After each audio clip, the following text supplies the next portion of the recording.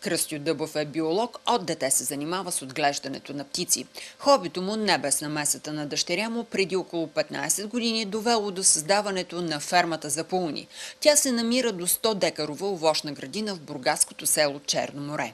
Интересното за пауните е, че това, което съществува като вариации при тях, в момента, което е регистрирано, са около 225 разновидности.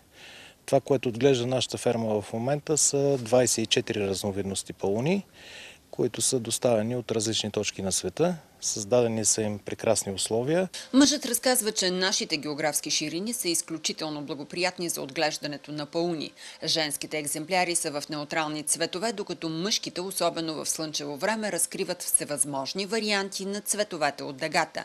Отделни видове пък сменят окраската на перата си 3 пъти в годината. Примерът за това е пурпурния паун. Значи при него в ранна пролет, както е в момента, опашката е в синьо-зелени цветове.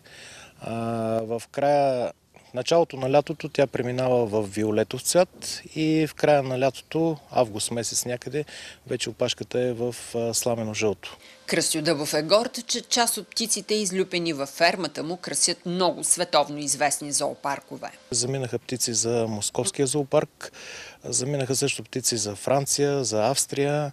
Не спира да търси нови уникални екземпляри и обяснява, че от страстта му се заразяват все повече хора.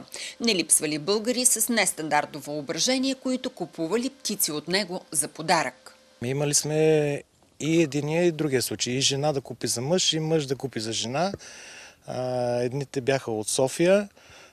Изненадата беше нещо върховно просто.